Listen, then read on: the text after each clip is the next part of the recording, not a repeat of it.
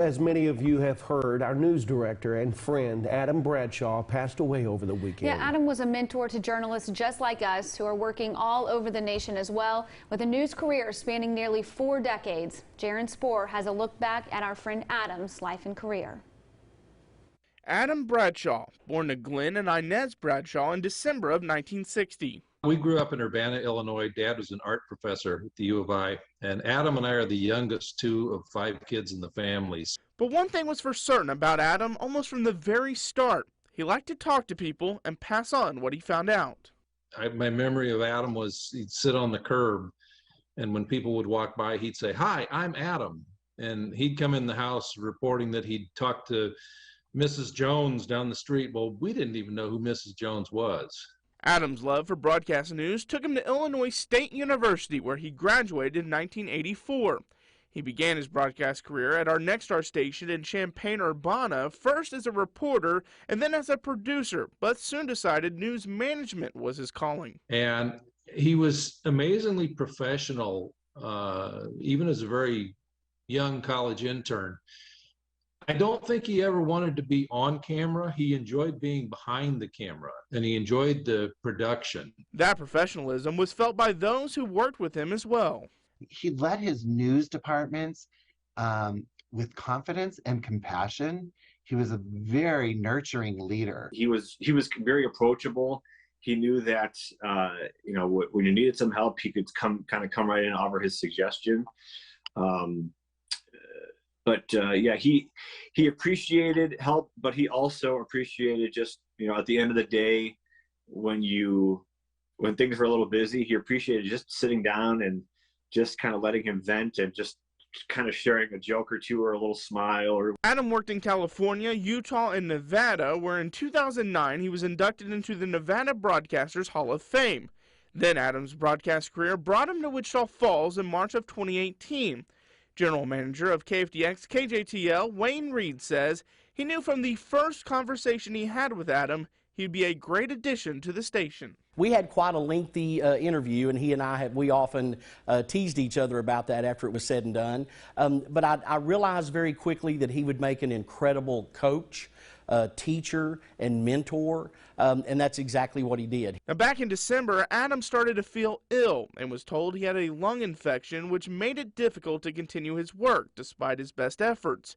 But when Adam's messages and calls ceased, Wayne knew something wasn't right. Well, I was on my way back in town. I'd been out of town this weekend, and I got a text from one of our Nightside producers, and she had just said that they had been trying to reach Adam via cell phone, landline phone, and they had even sent some people to knock on his door, and he did not answer.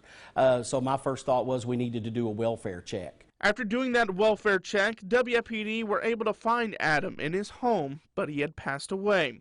That news sent shockwaves to everyone who knew him. I knew Adam had been sick. I did not know how sick he was. I talked to him on his birthday, which was December 9th, and I knew he'd been fighting something that wasn't COVID, but it sounded like a lung infection. But I guess he had other things going on that I wasn't aware of. And I was driving to our house up here in Wisconsin yesterday when my oldest brother called and said, "Hey, Adam passed away." And it was a real shock to me. That feeling of shock quickly turned to sadness. It hits awfully close when it's the one that's closest in age. I mean, we're the 2 young ones. My plan in life was always we'd hopefully outlive everybody else, but it just didn't work out that way. And I guess the feeling I had was sadness in the fact that he died alone, and is there anything we could have done to have helped him? As for Adam's sister-in-law, Laura Bradshaw, she says she's going to miss spending time with him. Very funny, very loving, very supportive. Call me sis. He was so much fun to go fishing with, and he was so good with our kids, Rachel and Natalie.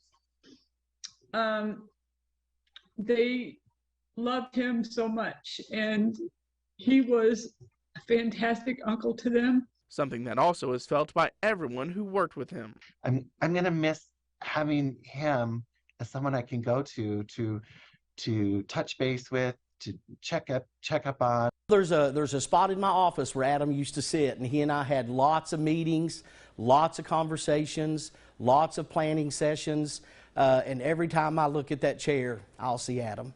As for Nicholas Kwolek, there's also one thing he will always remember about his former news director. The things that sticks out, and I use it all the time, you know, is that at the end of the day, no matter how busy we were or how often, you know, certain situations would come up, and I'll just leave it at that, but we were particularly busy and it was kind of coming at us in all directions. You know, before he'd walk out of the newsroom, he would say, "We'll see you tomorrow." And you know why? Because we never close. As for Adam, the door of life is now closed, but those that knew him know he's currently enjoying a soda and helping report Heaven's News. And as for us down here, don't worry, Adam. Come 8 a.m. every Monday morning, our time cards will be submitted. Our thoughts and prayers go out to Adam's family, as he will be so missed. And I know I speak for all of us right here when I say our newsroom will not be the same without him. Yeah, we had amazing conversations with Adam, and it's dearly going to be missed. One of the nicest men, for sure, that we have ever met.